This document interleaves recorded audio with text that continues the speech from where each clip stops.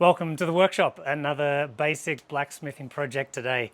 I need to make a J-hook for hanging up an iron skillet. In the kitchen at the moment, it's just hanging off of a basic ugly looking screw in the wall. And I want to make a really nice J-hook for it. So the idea is going to be to use this bar, 6mm round stock. And I'm going to make quite a shallow hook, because when you're hanging things up, hanging something with a long handle up, you need to get it over the hook and then down, and that's quite annoying. So what I want is the little hook bit to just be quite shallow, so I can just put it on quite easily. Add a little spiral to the front, just something decorative, and maybe a twist in the stem that's attached to the wall. So the skills that this is going to help develop is tapering, curling, bending the right radius, squaring out some flat bar to then twist so that you can see the twist in it. Some little decorative, but you got to square the round bar before you can actually see the twist, and then flattening out a section to be able to put a hole in so that the screw can go into the wall. Yeah, let's get into it.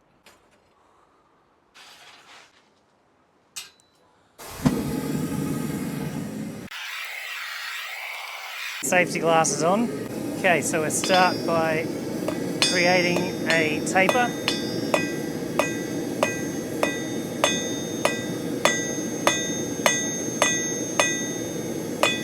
Reasonably long taper,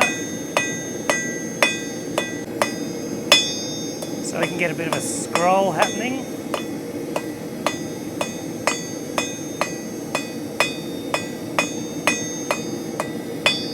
So we've got a square, now we go to an octagon,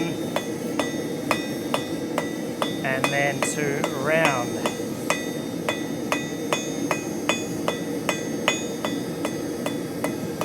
Just get some planishing going,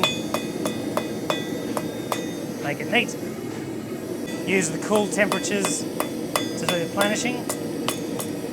You don't want to forge at cool temperatures because you can stress the steel.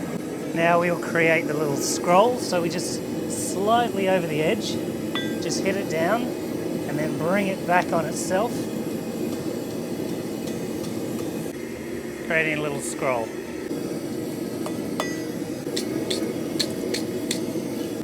Now I'm just going to square out a bit so that when I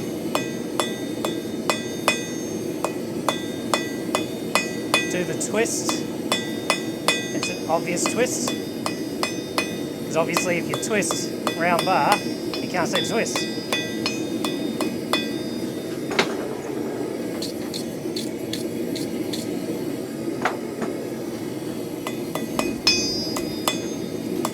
Once again, a bit of planishing. And now before I bend the hook or twist that, I will now flatten out this bit, which is going to attach to the wall. Alright, so I'm using the rounding hammer for this.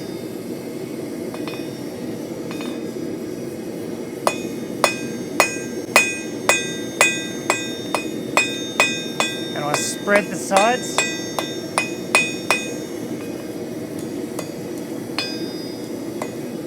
I'm just going to try using the ball peen for this to spread horizontally a bit more control.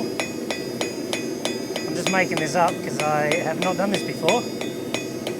You know what I should have done? I should have twisted that first. It's going to be difficult to twist with this flat part in the way. Anyway, you live and you learn.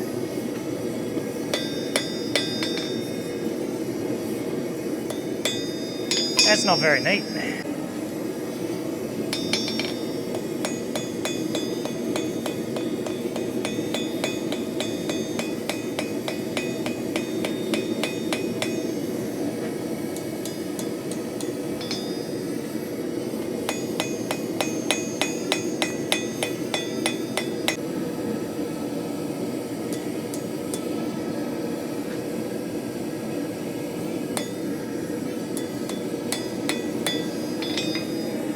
So what I've decided to do, sometimes when I'm doing this, I'll just use 2 pairs of pliers, but because I thinned out that bit before I twisted it, I'm going to use the vise and I'm going to heat it up with a blowtorch.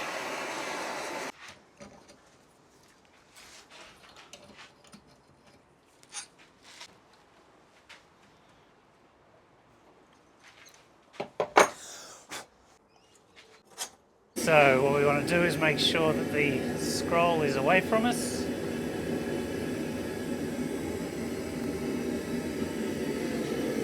And give this some...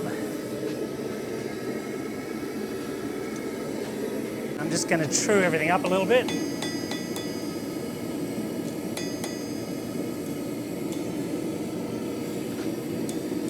So basically you want to make sure that the back, this back here, is in line with the rest of the hook so that it sits flush against the wall. Not quite true.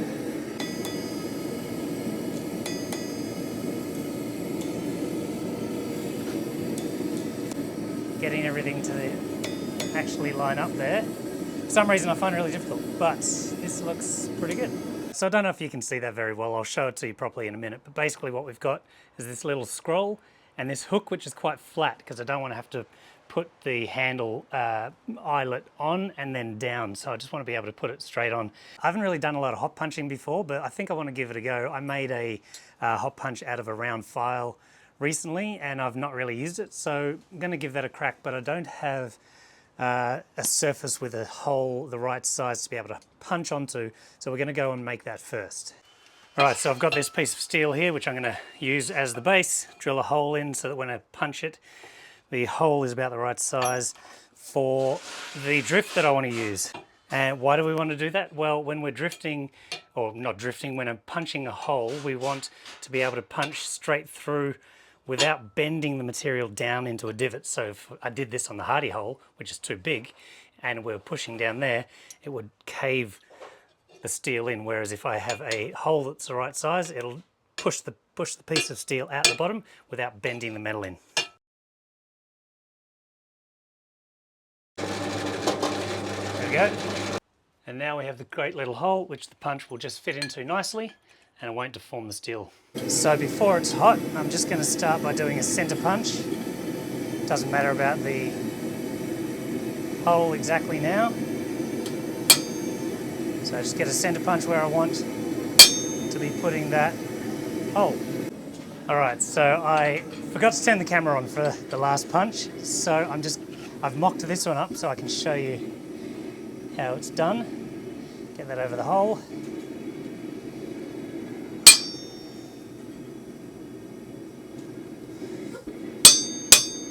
Now you don't want it too hot, because if it's too hot it will bend rather than shear off.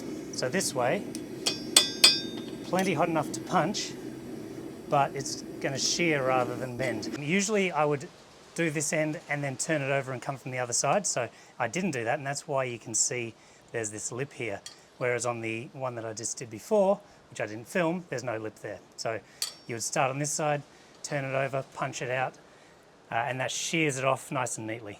Now last thing to do is just true everything up a little bit. That last hole was a little bit wonky, but anyway, just true it up so that when it goes on the wall it is happy. Right, now we just got to cut this off.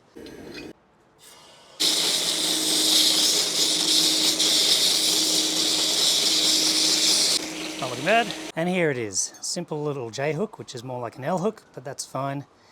That's what I'm looking for, this little scroll at the end, rather flat hook so that I don't have to hike things over the top of it. Nice little twist, and then I would have liked that to be a bit more centered, but that is completely fine as it is. It'll look really nice on the wall. Let's go and install it. There you go, perfect little hook.